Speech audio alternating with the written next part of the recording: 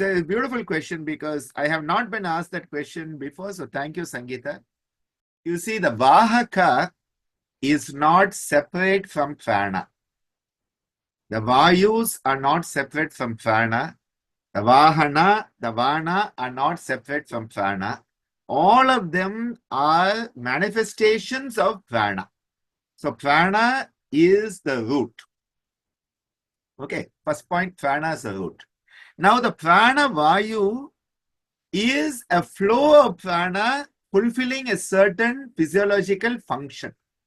So for example, respiration by Prana, excretion by Apana, digestion by Samana, communication by Udana, and all the impulses throughout the body by Vana. So keeping that as the fulcrum of my discussion, I would say the Vyana Prana Vayu. Vyana is the Prana Vayu that goes throughout the body. It is said, Sarva Shariragaha. Sarva means every place, Sharira is the body. So, Sarva Shariragaha, traveling throughout the body, every nook and corner is by the Vyana. So, I would say that most of the Prana, Vahaka and Vana would actually have to have as their energy source Vyana. This is the way I'm going about it. Because Vyana travels throughout the body. Now, if the Vahaka is in relation to the respiratory function, the Prana Vayu, Prana will be its source. If the Vahaka and Vahana are happening as part of the digestive function, Samana Vayu will be its source. So the Prana Vayu will be the source that is enabling the Vahaka. So the Prana, how does digestion happen? Digestion happens because food moves through your digestive system. So what is it that is enabling it to happen? Samana Vayu. Okay. But then how is it moving? That movement is the Samana Vahaka. The Vahaka that is potentiated by Samana. There will be digestive fluids that are working on it.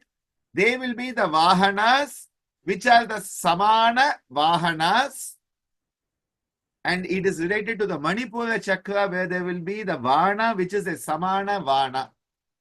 So there the Samana. So I think each of the Vahakas, each of the Vahanas, each of the Vanas will be potentiated by the appropriate Vayu or Upaprana Vayu. But the Vayus themselves are potentiated by the cosmic Prana. So they are not separate, they are the manifestation. So the whole thing behind everything, the energy is Prana. But in that specific function, it is the Vayu. That Vayu is then getting its job done through the Vahaka and the Vahana. And the chakra that is related to that functionality is the Vana. Because we often think of them as separate. Please remember, please, for God's sake, please remember, nothing is separate. Separation is an illusion, said by somebody. It's a very, very good statement. Separation is an illusion. And we keep on separating. Department of Anatomy thinks they are different than Department of Physiology. And they all think they are different than the Department of Psychology, who thinks they are different than the Department of Sociology. We are all dealing with the same human being.